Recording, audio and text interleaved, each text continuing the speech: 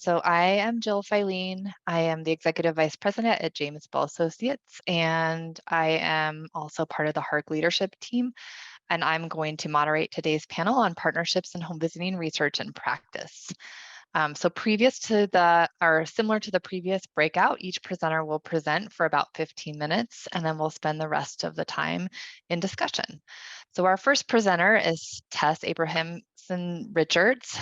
Tess has worked at James Bell Associates on the Muse project since 2016. She also contributes to other early childhood, public health, and higher education focused projects within the tribal evaluation practice area at James Bell.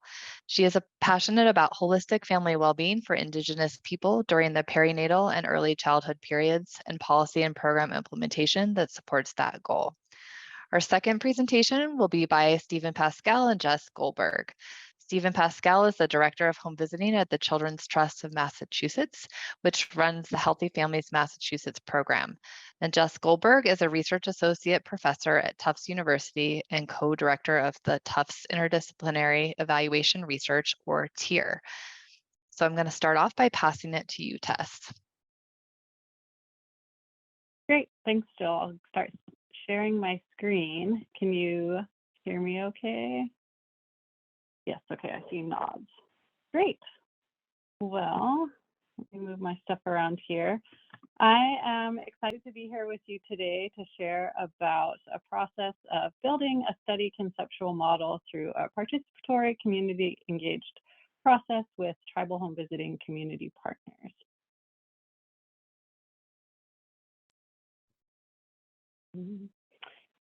So Muse, so this work to build a conceptual model took place as a part of the Muse study, the multi-site implementation evaluation of tribal home visiting, which started in late 2016.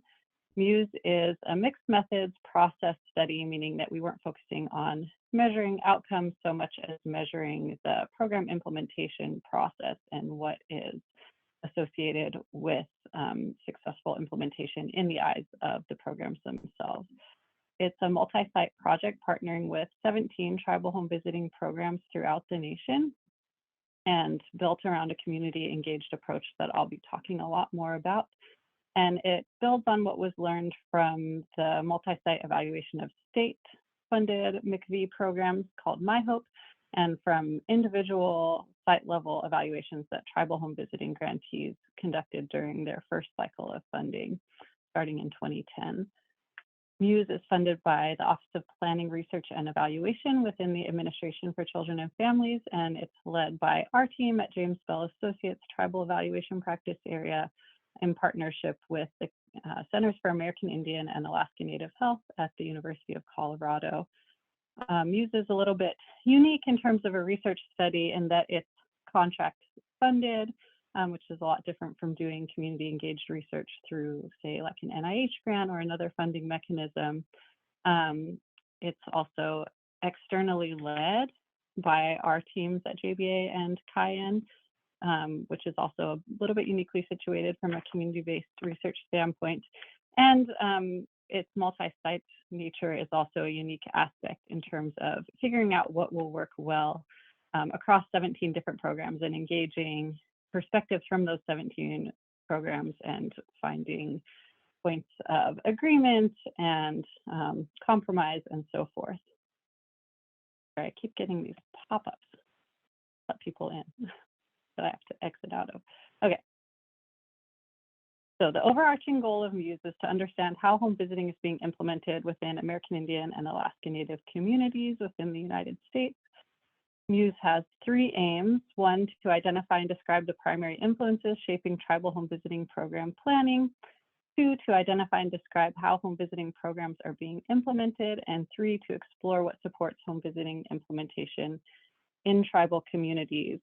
For instance, we examined what influences home visitor family relationships, what influences the amount of home visiting families receive, and so forth. And I will also talk a little bit more about that at the end. Muse was explicitly designed by the funder, the Office of Planning, Research, and Evaluation, as a community engaged study, meaning that time and resources were built in to co-design the study with the 17 participating home visiting programs. There's a long history, as it says here on the slide, of exploitative and harmful research practices conducted in and on tribal communities. You've probably heard about research abuses in other settings, especially if you've gone through research-focused human subjects protection training. But some of our communities also experienced non-consensual and unsafe experimentation.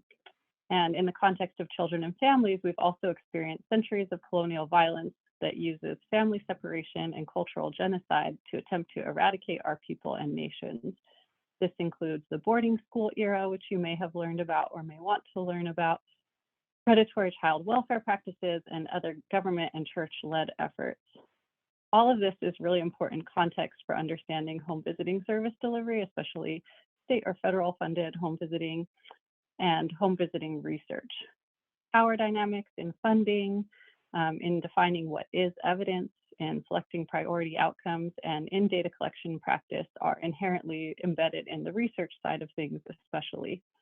And as it says on the slide, community-based and community-engaged research approaches are one strategy for harm prevention, for balancing power dynamics, and for rethinking who's at the design table for evaluation and research. And Indigenous scholars are among the most prominent community-engaged research theorists and practitioners. For instance, Doctors Bonnie Duran and Myra Parker, whose extensive scholarship in this area you can read, and this leadership has really come out of our communities recognizing the need for different approaches that will work in our communities. Indigenous scholars and practitioners have also worked in partnership with powerful government entities to embed more power-balanced approaches into their ways of operation as kind of an added lever of community protection and Indigenous voice in science and practice. This includes the Roadmap for Collaborative and Effective Evaluation in Tribal Communities, which is a guide published by the Children's Bureau, but developed in collaboration with a large cohort of federal, tribal, academic, private, and other partners to support building a new narrative for research and evaluation in tribal communities through a framework that prioritizes relationship building, ethics, power sharing, taking into account historical context, and producing evaluation that's really meaningful on the ground. So all of this is really important context for how we were thinking about MUSE and also what we were charged with by OPRE in doing to develop the MUSE study. MUSE is a partnership across multiple differentially empowered communities and empowered in the context of like the framework and funding that underlies the study, not like inherently empowered. But you can see here, this is a visual that Melina from our team developed in partnership with some of our designers at JBA, but the tribal home visiting programs themselves are depicted in the middle here as key study partners. Our MUSE study team from JBA and Cayenne is in the upper right. Our federal partners, both our funders within OPRE and the Tribal Home Visiting Program grant funders are in the lower left. And then on the bottom right is our technical work group, which is a smaller, more intensively engaged work group made up of representatives from all of those groups, as well as some external evaluation consultants and technical assistance providers who we meet with more regularly to get into nitty-gritty aspects of the study. And you can see in the key, this visual kind of distinguishes between more key partners that we engage with really rigorously on each component of the study, and then contributors who we ask to participate more strategically in certain areas that are aligning with their perspective and expertise.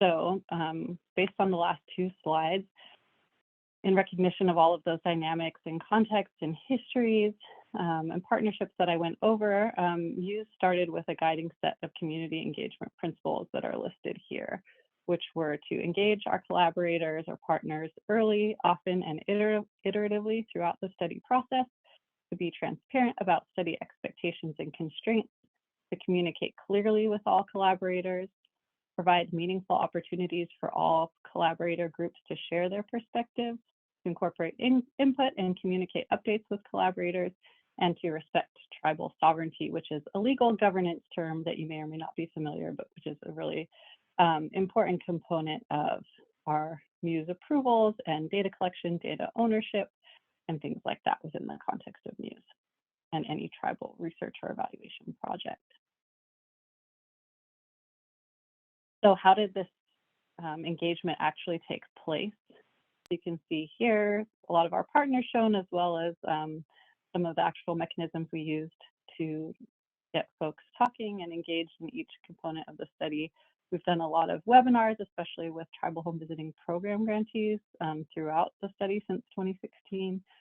911 phone calls with all of our different partners, but again, especially with program staff. And during the data collection phase, we had a liaison structure where each of the 17 programs worked with one liaison from our team, and we met monthly to talk about how data collection was going, strategize, and work together on co-collection, since we were distributing that work also between our team and their staff. And then pre-pandemic, we did in-person Muse grantee meetings and conference sessions, and then transitioned those to be virtual since 2020, but we're about to have our next first in-person meeting again next month, which will be really nice at the Indigenous Home Visiting meeting. And then through the federal public comments process, we also solicited comments both on our initial study proposal and our full design. So this session's focus is our Muse conceptual model, which was created out of everything I've talked about so far. It was the first piece of the study that was developed before our aims or our evaluation questions or any of our research design and instruments. So it really is the foundation of what Muse came to be. And we developed it in partnership with tribal home visiting programs beginning in late 2016 over the course of a few months. And it will continue to evolve in light of study findings as these programs see fit, but it is, I guess, kind of a living model. But this is what we did. We started with a shell of a typical home visiting logic model. In particular, we were inspired by the My Hope model with a few additions that our team thought about, like cultural adaptations to the service model or the community as a program participant in addition to families and staff. And we said, we took this to an in-person meeting where we got folks into small groups around the room and said, what do you think? How would you visualize tribal home visiting service components and their relationships in a way that would inform how we measure what's happening with the implementation and how services are designed to lead to intended outcomes? And these are pictures on the right from the workshop. We gave folks paper, marker, glue, sticky mats on the wall, and they got creative and were able to kind of deconstruct that model, add in new components, and create their own conceptual models there during this session. And I don't have all the models here in this set of slides, but interestingly, though there were maybe, like I said, 5 or 6 different small groups, there were a lot of common elements that our team then synthesized into one digitized version of the model and then brought back to everyone in a webinar the next month, and then kind of continued to refine it until we all agreed that we had the final working model. And so that's what's shown here on the left. And I'm sure you noticed a lot of things about how it changed from that initial logic model that was presented as just a starting idea. So this model really emphasizes the tribal home visiting service context and communicates lessons about implementation. It's different from a standard logic model in that it has that ecological circular structure and not the linear structure. Oh, you can't be like you're being naughty. And that it really centers community and cultural context as surrounding everything and not just intervening at some specific points or kind of being like something that's just happening kind of here in the background. It's really central. It really also features these bidirectional relationships strongly in these arrows, showing that every component really deeply influences all of the others and are always working dynamically together and not kind of in this staged process. And instead of a model that would lead you to kind of isolate a single causal pathway to measure. It's really foregrounding this holistic view of what's happening and saying that you need to take into account this holistic view in measurement and science in order to understand what's happening. And that is something that really does come out of these Indigenous scientific frameworks and Indigenous theory that is a lot different from what most of us have been trained in Western evaluation science approaches, but there's a lot to unpack and learn there. But anyways, I don't have a lot of time, so I'll keep going. It highlights community-specific conceptualizations of well-being and kind of hints at the fact that those are unique from one community to the next. It brings together individual and community outcomes as also being seen as one and the same rather than distinct. We'll move on. I guess just to say, oh no, I'll go to the next slide. So this slide says, engaging study partners in conceptual model development resulted in a more accurate understanding of what tribal home visiting is and what tribal home visiting programs aim to accomplish, thereby enhancing scientific rigor. And that's kind of what I was getting at on the previous slide. Like, in order to have good science that really reflects what's happening in these programs and the program theory, this co-development process was a really essential piece for actually understanding what those theories are so that they could then be flushed out into a full study design. And I think reflecting on takeaways from our process so far, honoring all of our partners' input in a multi-site study really required intentional practice. Like I said before, there's a lot of compromise that takes place across 17 different programs, as well as just lots of rich things where you can never quite fit in all of it, but figuring out what's going to work well, and then also allowing programs the space to dialogue with one another to kind of generate ideas about what they think is best has been really awesome. Community engagement has really enhanced the accuracy of our study design and findings, like I just mentioned. In particular, being able to closely align our study aims, research questions, and constructs with how home visiting services are actually being designed and delivered in tribal communities funded through Tribal McVie. And lastly, there's many narratives of the Muse experience. I think if you talked with anyone who's been involved on the tribal home visiting program side or within any of our other partnering entities, you'd hear different things about their experience with this process and about evaluation more generally. But we've heard lots of great things about the bidirectional learning that's taken place, and it has been really awesome, especially for me personally, as someone who's participated in home visiting in different roles in the past. To engage in all of that co-learning. From a resources standpoint, I wanted to show our timeline. Again, Muse was designed and funded to be community engaged, which involved a pretty long process here before we actually get to that dark blue data collection timeframe. And so that's really essential to community engagement and important to name that in order to do this successfully, it has to really be supported and resourced. Yes, I'm sorry to, you have 1 minute left. My out time. 1 minute, great. Okay. I think I can do that. Thank you so much. So just to kind of make more concrete again, how the conceptual model contributed to the study design, on the right is an image kind of hinting at lots of our different data collection instruments and strategies, but an example question was what influences what happens during home visits?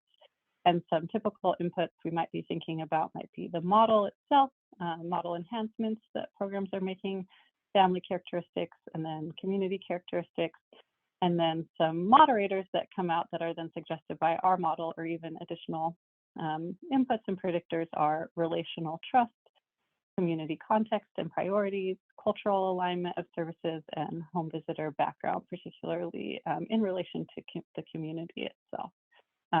And again, I think I've talked about that a little bit already, but happy to talk more if there's questions. And then how can this impact policy? I think that there's a lot of ways that this can impact policy and how evaluation is done, particularly, again, in creating opportunities for community engaged studies. So that has to do, I think, with continuing to engage communities in co-visioning the future of program implementation and evaluation.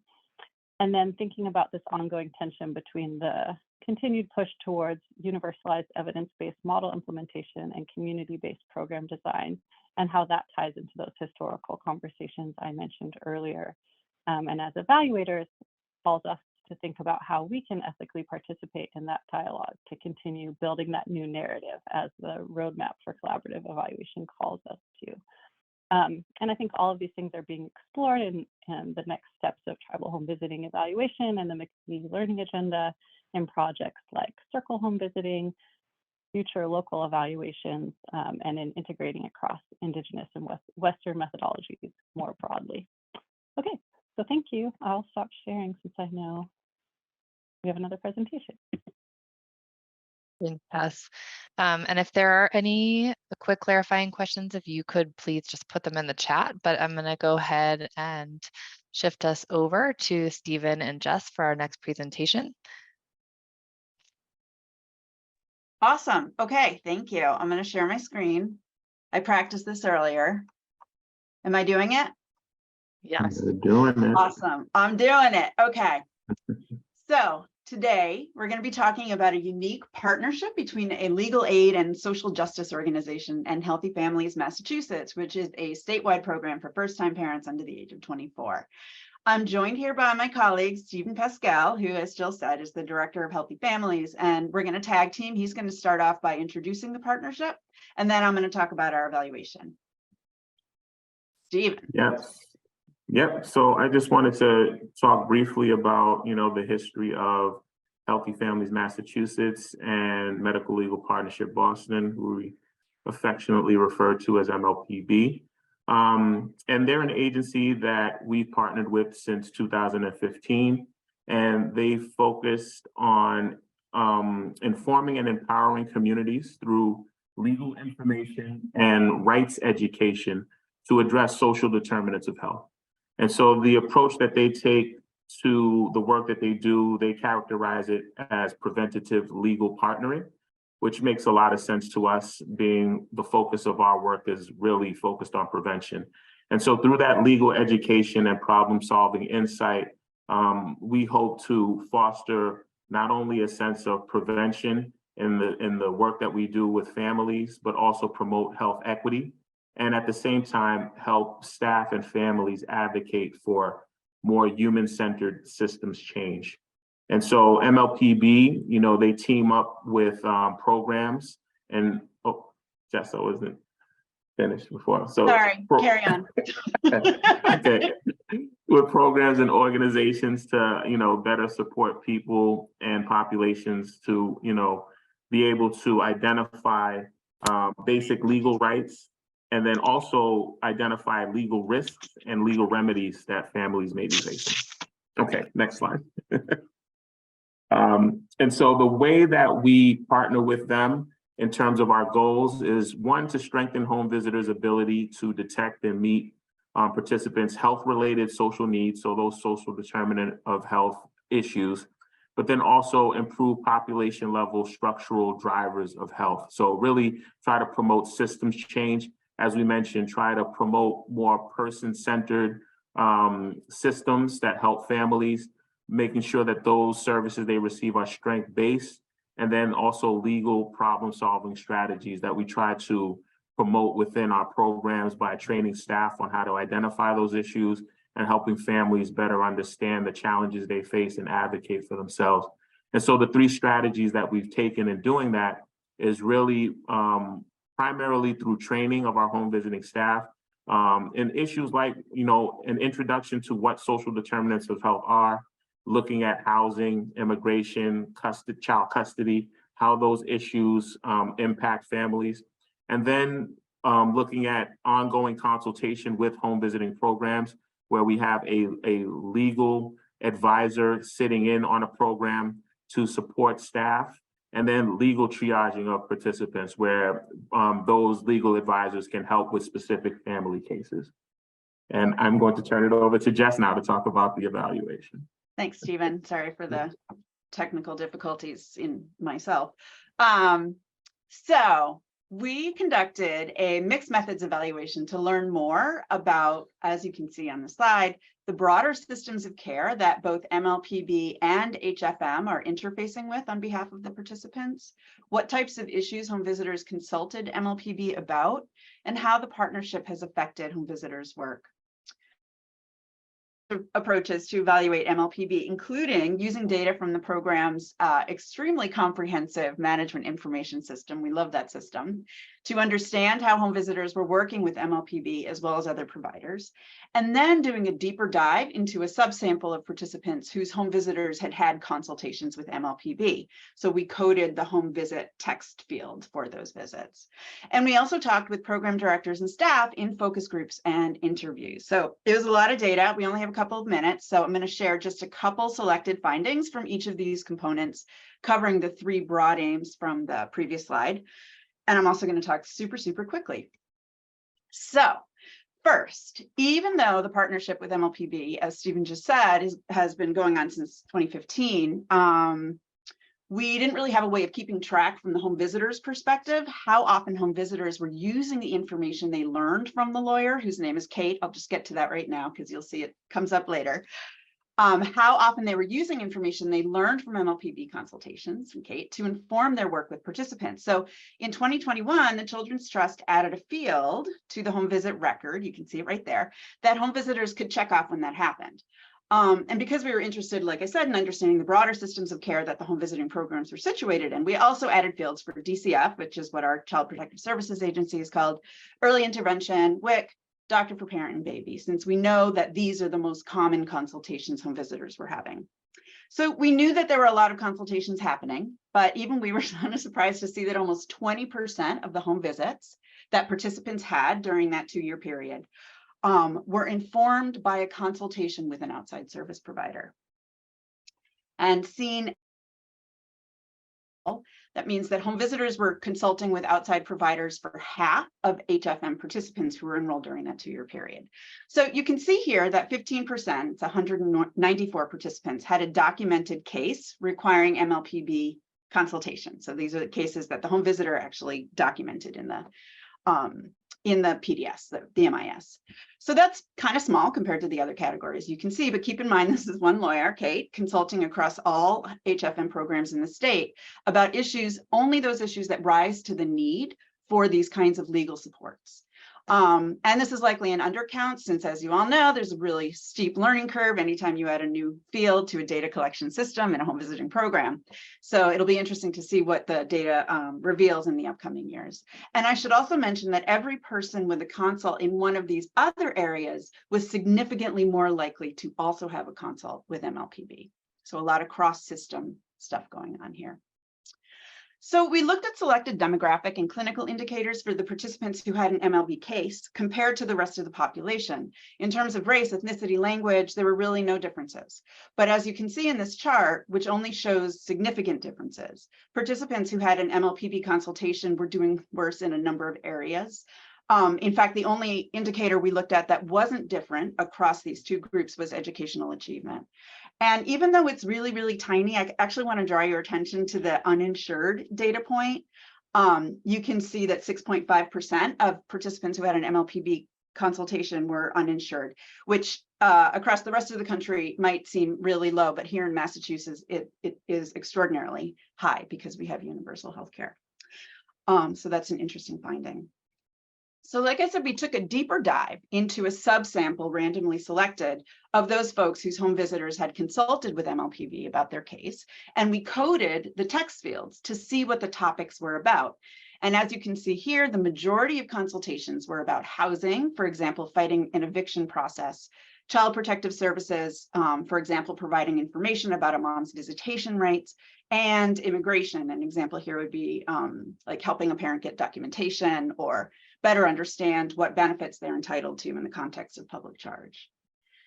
We also coded the records for the nature of the issue MLPB was addressing.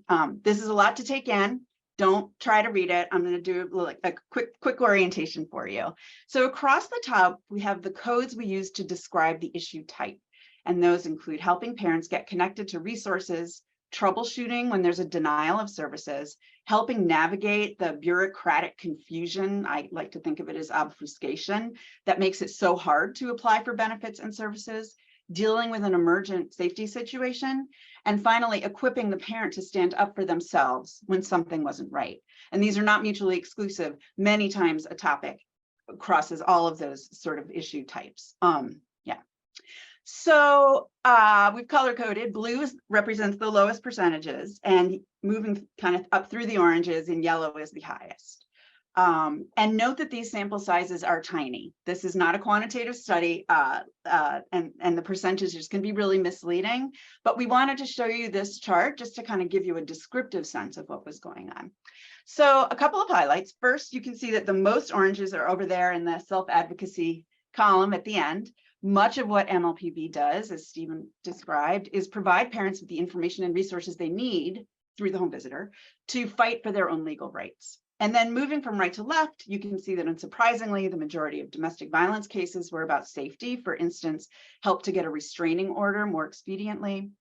Bureaucratic confusion was most frequently associated with the immigration and education and employment cases. Denial of services seemed to happen the most frequently with TANF and the cash assistance programs. And then childcare was most often about getting connected to resources. So this is just kind of a snapshot of how those issue types map onto the service areas. And finally, we coded records for whether the issue appeared to be resolved based on what the home visitor documented. These are tiny numbers again, but we wanted to show kind of how this mapped out across service area. And you can see here that most of the issues were resolved. An important thing to note is that in this case, resolution is about the presenting issue. It's not about the overall situation. So for example, a resolution of a child protective services issue could be that a mom finally got a court date. It doesn't mean that the outcome of that court date was positive, that she was reunified with her child. Still, since as Stephen said at the very beginning, since the intent of this program is to catch potential legal issues, to provide legal remedies before these issues turn into full-blown crises, this resolution rate is really good news for the partnership. So now I'm going to turn to the results for our third evaluation aim, which is to understand more about how MLPB impacts home visitors' work. These findings that I'm going to show you are really from the qualitative data, but in the interest of time, what I'm going to do is use these qualitative findings to kind of talk about conclusions from our study overall. So I'll try to bring it all together. So first, you saw the incredibly wide range of services and resources parents enrolled in home visiting need to interface with. Other research we've done at TIER has demonstrated how much time home visitors spend helping participants with these services access these benefits and resources. And cases have gotten even more complicated in recent years. So we heard universally from the home visitors and supervisors that we talked to that having someone who can help home visitors access and then explain benefits and resources to participants is really invaluable. And you can see here one of the quotes from a supervisor we talked to. Parental rights, medical bills, employment rights, individuals who didn't get their last paycheck, emancipation for teen parents that we're working with, housing eviction notices, benefit questions about SNAP, a lot of resource connections that we would otherwise have to scrounge around for. So that's one of the roles that MLPB plays. Next, increased ability to advocate for participants. So reading through the records, you're struck over and over again by how complicated participants' lives are. And the way that our public benefit and service systems work doesn't make things easier. Parents are struggling with a ton of stuff, and their attempts to navigate this system are often hindered by poor communication, lack of communication, and sometimes miscommunication from people within these systems that are purportedly there to serve families. So understanding employment rights, tenants' rights, immigration rights, all that stuff is really critical for home visitors to be able to help parents stand up for themselves. And again, I'm going to share with you a quote. This one's quite a story. In the beginning of the pandemic, we had a participant who, due to life issues, gave the grandmother of the baby temporary custody of her child. And then when the pandemic happened, the grandmother denied the mom even virtual visits. The courts were closed, participant couldn't get a court date. We reached out to Kate, the lawyer, and she helped us get a virtual hearing to get virtual visits with the child. Kate helped us find a workaround we didn't know about. We had gone to DCF first, this is critical, and they said the maternal grandmother had the rights since she had custody. But through Kate, we also found out about the mom's rights. Next, we've been talking a lot about about the value that this program adds for participants, right? But we've been really struck through this evaluation work by how much value this program adds for the home visitors. It absolutely functions as a kind of professional development program for home visitors. Through the extensive training structure, the frequent contacts, and the case-specific consultations that Stephen mentioned, home visitors and supervisors have really been developing their own expertise, and they've been able to start handling cases that previously would have required an MLPB consultation on their own. So one supervisor said, Kate has really built up confidence in our team. It's been impressive seeing the team learn the right questions to ask. Today, consultations are more about in-depth, complicated issues we haven't really seen before. Home visitors know when to bring Kate in and when they don't need to. And finally, we have titled this presentation, Enhancing Home Visiting to Advance Equity. And this partnership really does achieve this on multiple levels. First, the Legal Triage MLPB offers home visitors on participant cases, equips families with the information and support they need to resist the inequities that are happening to them on an individual level. Second, the learning and advocacy infrastructure that this partnership provides gives programs, sort of this professional development piece I just referred to. It trains home visitors to recognize when their participants' rights are being jeopardized, and it arms them to kind of head more cases off at the pass on their own, even without consulting with MLPB. And then finally, the partnership has brought broader systemic issues to light. So when home visitors bring similar cases to MLPB from across the state, they're able to see patterns of inequities and have actually been able to address some harmful policies in this way. If we have time, maybe Stephen can talk through a couple of the situations beyond the scope of this, but it's really been something remarkable to see. And here's a quote that really sums up that aspect of the partnership. This is from a home visitor in a focus group. Kate will sometimes say that a situation doesn't seem okay. She'll say it seems bigger than one case. She's not afraid to call out injustice when she sees it. I thought that was interesting because she's a professional and a lawyer, but she calls it the way it is. She's careful not to say something until she's sure, and she's so smart and trusted that we all trust her opinions. Other issues that come up are immigration, housing, shelter denials. Issues come to light because Kate highlights them. It validates our sense that it's wrong. Yes, it is wrong. And I'll leave it at that.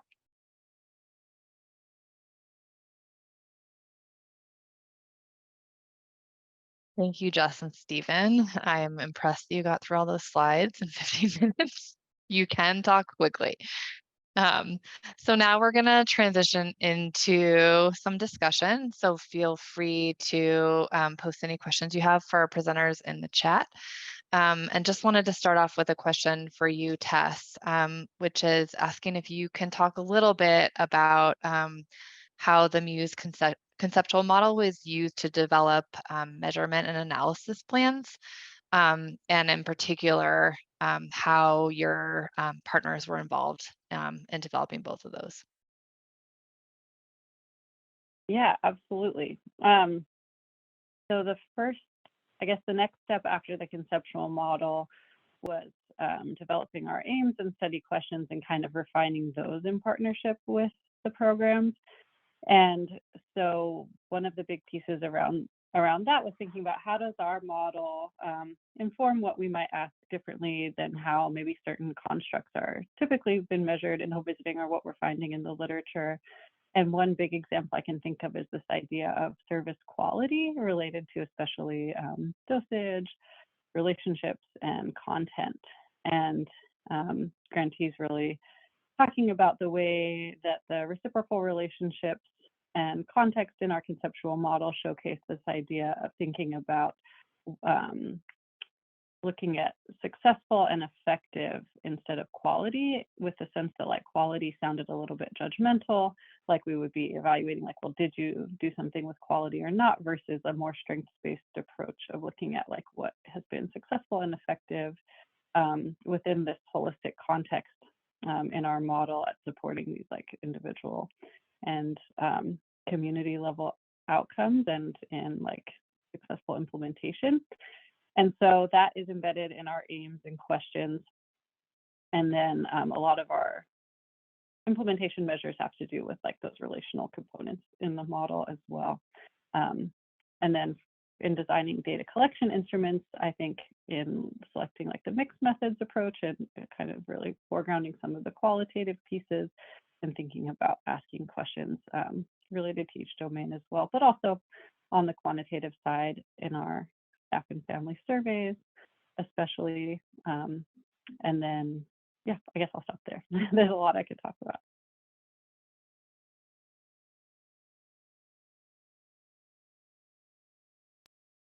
Thanks, Tess.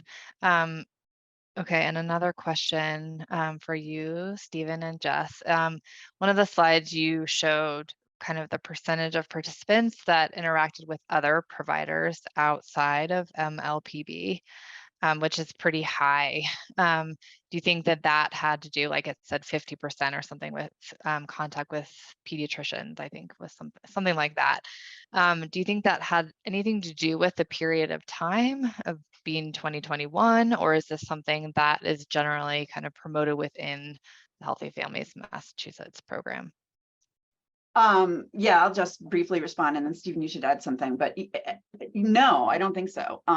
This is, so part of what's important to keep in mind is that this is a young population that Healthy Families serves. Only recently have they actually expanded the age to be older than 21. So, and these families, and I don't know if it's a function, we've done a lot of research in this area, if it's a function of being in Massachusetts, where we have a lot of resources and services, which is great, or the young population, but these families are involved with so many services. It's really amazing. And they, Healthy Families has always played a really critical role in helping them connect to these services. And in particular, our rate of child protector involvement with the child welfare system is really, really high.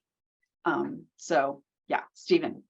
Yeah, no, I would second everything that you said. I think that it is just a function of the day-to-day operations of the program. As Jess said, we have a large share of our referrals that come in through our Department of Children and Families. They're our second highest referral source, first being hospitals, and then third being self-referred participants. And so just by the nature of those referrals, there'll be a lot of contact with DCF workers, and then also medical providers, especially early on during the life of the child and the life of new parents.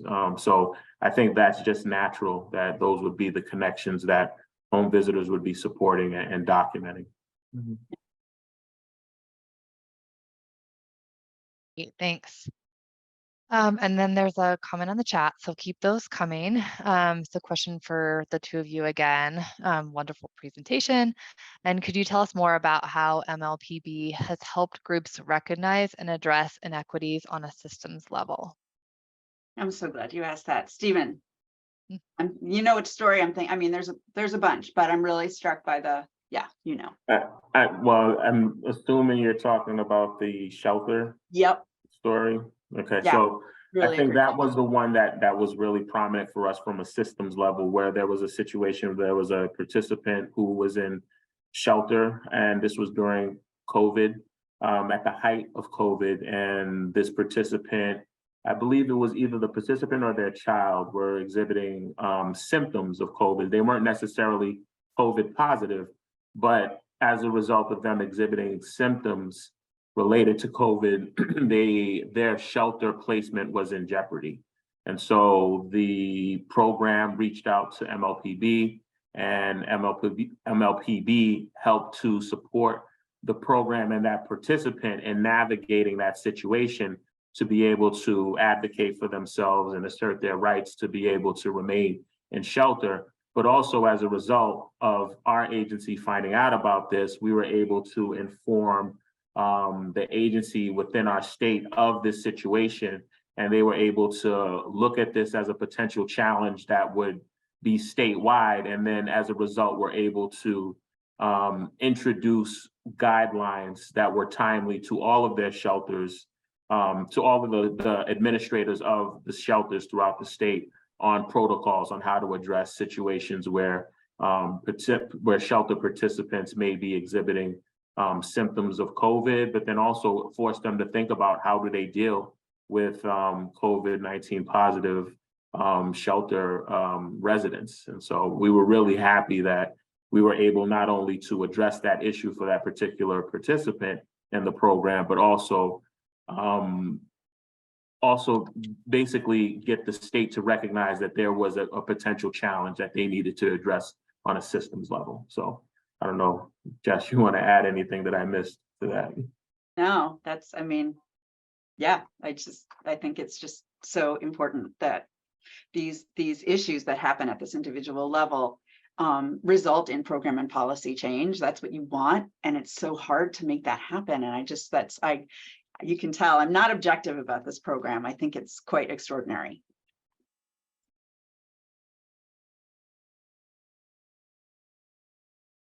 Very great. I'll give a minute for additional questions.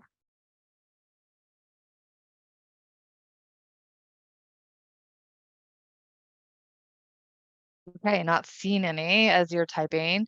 I guess for all three of you, if you, based on kind of lessons learned from your projects, if you could give one recommendation to everyone else that's part of this breakout session, recommendation around partnerships and home visiting research and practice, what would that be?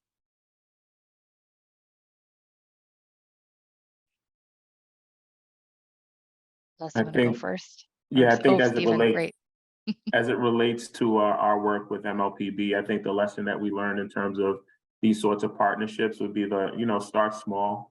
We started with one program out of our network and did a pilot with MLPB with having their attorney work with just that one program to really test out the kinks of what the day-to-day would look like in terms of the partnership, working out the trainings and all of that before we really tried to expand it. And we did expand it from one program, I believe, to 2 or 3, and then to the statewide network. So it was a slow process. And I think maybe that's the advice, don't be in a rush to go big if you want to just test things out first with a subset of your programs if you can. Right, before anybody jumps in, Stephen, there was a question about how long was that process? We ran the pilot with the one program. I believe it was 2 years. I have a lot of my colleagues on, so I think that was 2 years. And then we went to like 3 programs for another possible, let me see, it's 15, 16, 17, probably for another 2 years. And then we just went statewide, but we were going statewide with trainings from the very beginning. So I should say that. So that training piece that I talked about in the beginning around teaching staff around social determinants of health, giving them overall training around issues that arise, legal issues that arise with things like housing, immigration. The entire network were receiving those trainings from MLPB, but it was only a subset of our programs that would have the attorney working specifically with the program and embedded in a sense, working with home visitors and supervisors, hearing about issues and challenges of specific participants to be able to address those challenges. Now it's statewide, so all programs have access to that level of consultation and support. That's great. There's a lot of high fives, if you will, in the comments about what a great process this was. Tess, you want to take a stab at answering that question as well? Sure. Yeah, I think 2 things. One, I think in a research and evaluation context for home visiting, I would say to advocate for the types of approaches that you want to see and to work towards like seeing more of these community engaged processes.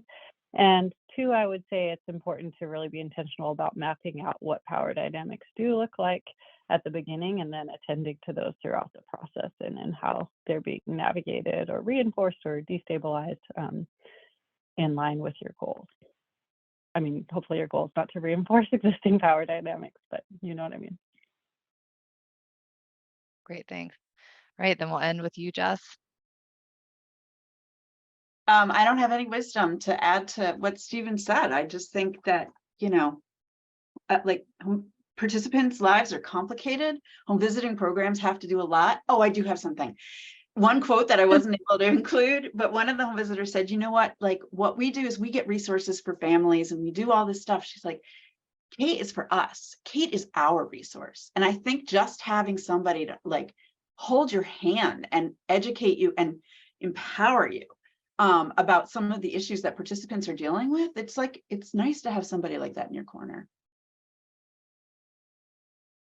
Great. Well, thank you to the three of you for your great presentations today.